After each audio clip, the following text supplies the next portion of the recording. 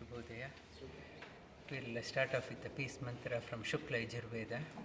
Two Upanishads in Shukla Yajurveda, Yajñeya Mantra Upanishad or Ishavasya Upanishad and Brihadaranyaka Upanishad. Both of them starts with the same peace mantra. The meaning of this one, all pervading principle in the cosmos is complete. Same principle within you also is complete.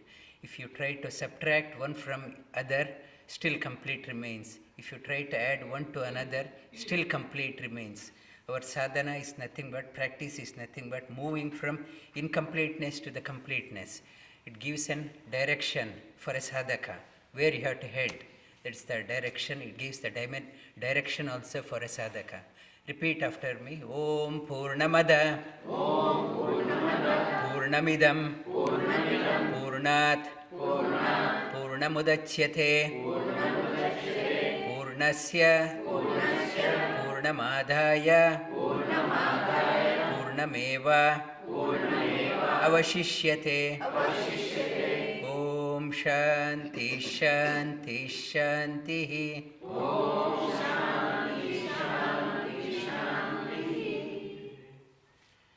So we have been covering Hatha Yoga. Hatha Yoga Pradipika. It has 4 sections, 4 chapters. First chapter is dealing with asana part. Second chapter is talking about pranayama. Third chapter is talking about mudras and bandhas. And the fourth chapter is covering about Kundalini Yoga, energy within. In the first chapter, doing the asana part, we touched upon the requirement for a sadhaka, that what are the things which pulls down the sadhaka, like no control over the tongue, too much of eating, and inconsistency, and wrong company, unsuitable vows, and this makes the sadhaka go down in the sadhana. And the sadhaka cherishes, yogi cherishes because of the perseverance, cheerfulness, always cheerful, courageous, thirst for a pure knowledge, not a contaminated knowledge, pure knowledge, thirst for a refined knowledge, respect to the teacher, devotion to the Lord, and the right company. It makes the sadhaka thrive in the sadhana. Yogi excels. In the asana, doing the asana, body becomes lean, and special energy comes to the body. And if you are falling sick, asana helps you to overcome that one. Benefits of asana he mentions in the first chapter. In the second chapter, in the Hatha Yoga Pradipika, it talks about doing the pranayama. Mind calms down, mind relaxes, nadis gets purified, glow in the face increases, radiance increases, nadis gets purified. That is in the second chapter. In the third chapter, it talks about mudras and bandhas. Mudras and bandhas, as you do the sadhana, asana and pranayama, energy starts rising up. If you don't know how to direct the energy, how to conserve the energy, and how to redirect the energy, your energy gets dissipated. Mudras and bandhas gives a sadhaka. What are the mudras you have to do to conserve the energy, whatever you have acquired through the asana and pranayama, and how to redirect the energy. In the third chapter, he talks about that one. In the fourth chapter, in the Kundalini Yoga, it talks about the energy. And last week I gave an example of a refinery column. When the crude oil is put into the column and heated, and depending upon the ability of the various compositions are there. It's heavy oil comes at the bottom, it's called as asphalt. It's used for road filling. And further up, it's engine lubricants. Further up, it comes as you get engine oil. Further up, diesel you get. Further kerosene, gasoline you get. Various, it's when you start heating up, various fractions comes out through various trays. So is our in the body. It's energy. It starts rising up. It's untapped energy. Is a lazy energy, lethargy energy. As it starts rising up, one starts experiencing that the first symptom of the energy rising: jealousy, hatred, intolerance, the lust, It's the first form of the energy. The second, it starts rising up, aggression, it's arrogance, anger. Further up, further refining, it expresses a devotion, surrender, humility, service mentality. Further up, it expresses as a thirst for the knowledge, higher knowledge, pure knowledge. It's further up, it's one starts getting intuition, inner direction. One starts getting these ones. And these are the people go through various things in their life, and it cannot be sustained. What Kundalini Yoga says, if you raise the energy to the Sahasrara chakra, and after that you can play in whatever area you can establish, in the heart center or in the Vishuddha chakra, knowledge, or in the devotion, surrender. And it's various areas you can work around. First, you have to go here. It says, go up to the Sahasrara chakra, then you can establish yourself in any chakra as you like. And when you are working in the community, working in the society, you come across people of the various nature. Many sadhakas, they say, I can't work, I can't mix in the community, I want to run away. And yoga says, raise yourself to the Sahasrara chakra. When you go there, and you can go in any company, and you are not contaminated, you won't be influenced by others. You are at ease, any areas. You can go to any community that, for example, every year I go to Bangalore prison, and I asked one of my friends to come, and when he came, that from a distance, when he looked at that one, he could not bear that one. He could feel the energy. He says, no, I am not coming. He went back. It's but for me, that I don't feel like that. I can go into that prison. I won't get contaminated. If you do the sadhana in any situation, you can go in and you can work around. This yoga says it's before get into in the world, do the sadhana first. Go up to the Sahasrara chakra, then you can go whatever type of the people you are mixing with, you won't get contaminated. In the first chapter of Hatha Yoga, I mentioned a right company should be there in the beginning stage. Otherwise, that sadhaka gets contaminated. Whereas here in the 4th chapter, in the Hatha Yoga, it says, it's elevate the energy. Then you are at ease with any community. You can work around. You won't get contaminated. In the 4th chapter of Kundalini Yoga, in the yoga, any stages of yoga, it talks about there are 4 sections are there in any yoga. One is called as Arambha. You have to start somewhere. And second section is called as Gata. And the third one is called as, one is Arambha and Gata. Third one is called as Parichaya. You start getting familiarity with that one. You are known territory. You are working in the known territory. And the 4th chapter, it is it's a yoga sadhana, is called as Nishpati. It's an expert. It's a Arambha, you have to start. It's a beginner. You are introduced to this science. When you are introduced to this science, and Gata, you start retaining whatever you are doing. And after that, you are familiar in the territory you are working in. And the 4th one is Nishpati. And the 4 sections, it talks about various dimensions. What happens when you go through these 4 sections? That will touch upon that one. And in the Kundalini Yoga, it talks about when the energy starts rising up. That you come across, this is a springtime, you come across, go to various flower gardens. Some flowers, they bloom only this much. Some doesn't bloom at all. They are still in an unbloomed state. They wither out. Some slightly wither. Some thinks that it is blooming, only it blooms at the top. But inside, at the bottom, it's still held up.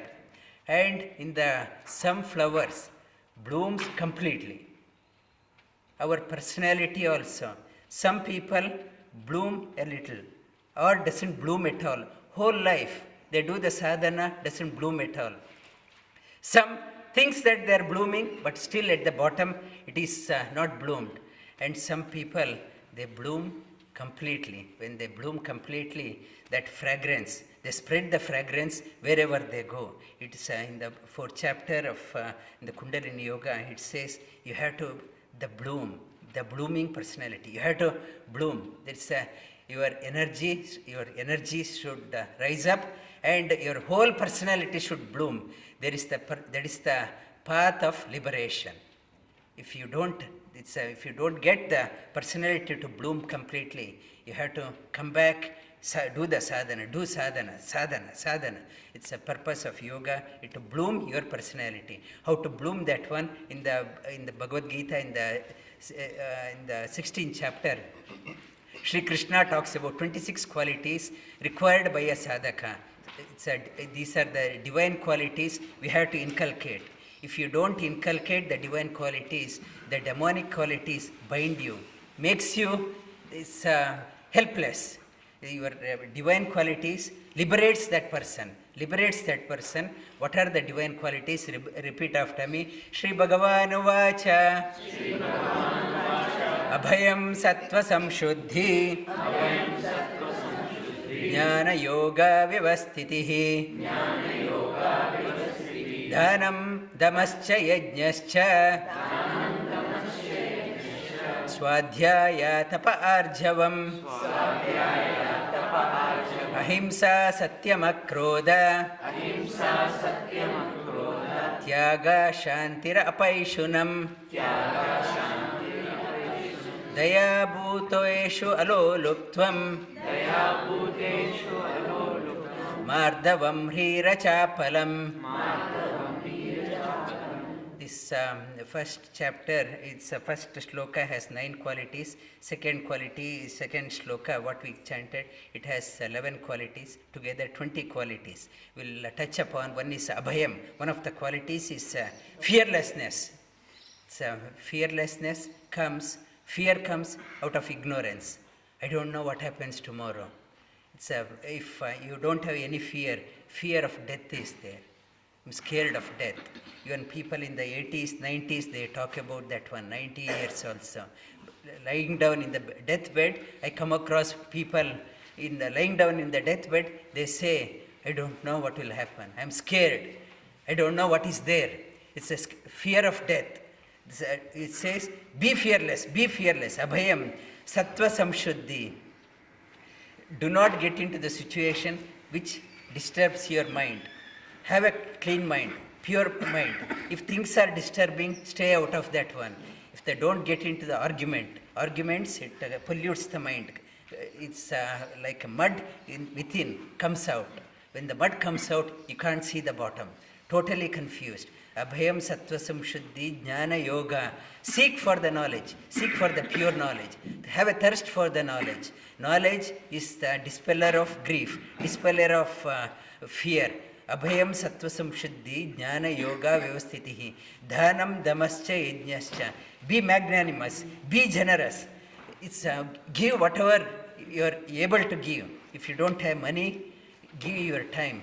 As I mentioned in the last week also, the country doesn't run just because of the government. Many people contribute to the community. They spend their personal time. They infuse confidence in the community. You have so much, give your time at least to the community. Infuse the energy to the community. It's a dhana.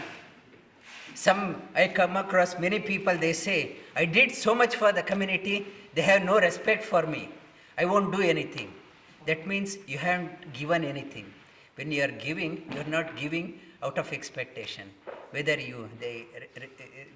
they recognize you or not recognize you. I am doing for my own sake, not for their sake. That's that principle I learned from my father. He has gone out and never he boasted what he has done. Whether people praise or not praise, he's not. It's a concern. As a service, he has done service to the Lord. Dhanam, Be generous, be generous. Give as much as you can. As long as you have energy, keep on giving. Dhanam dhamascha, when you do that one, have a control of your tongue. Be mindful of what you talk in the community. Be mindful of how you behave in the community. Have control of your senses. Dhanan dhamascha yajnascha. Whatever you do should be a worship to the Lord. As an worship to the Lord, you are doing that one. Whatever you do, your worship is not confined to your prayer room or the temple. Wherever you go, it should be a worship. Whatever you do, dhanan dhamascha yajnascha swadhyaya tapa arjavam. Swadhyaya, reflect on the scriptures. Go deeper, go deeper. Don't get satisfied with the outer meaning. And swadhyaya tapa, it's a tapa. Endure the, contemplate. Tapa means tapana means contemplate, and endure the difficulties in life. In Valmiki Ramayana has 24,000 shlokas. The first shloka, Valmiki starts off with tapaswadhyaya niratam tapasvi vagvidam varam. Tapa, with the tapas, and contemplate, reflecting on the scriptures. If you start doing that one, that tapasvi, that person becomes a great orator. That Vagvidam Varam, Saraswati dance will start dancing in that person's tongue. If you want to acquire that one, Swadhyaya, contemplate. Go through the scriptures, do the contemplation, endure the difficulties in life. That person becomes a great orator. People would like to hear what she or he has to say. And tapasvi, tapa swadhyaya, it's abhayam sattva samshuddhi jnana yoga vyavastitihi dhanam dhamascha yajnascha swadhyaya tapa arjavam. When you start doing things, do not have a hidden agenda within you. I have my hidden agenda, I am doing that one, and I pretend as something else. Don't have two personalities. Don't have a hidden agenda. Be like an open book. Tapa arjavam. These are the divine qualities, 9 qualities Sri Krishna mentioned in the first shloka. And the second shloka, ahimsa. Ahimsa means your existence should not be a burden for others. One first shloka he talks about be generous.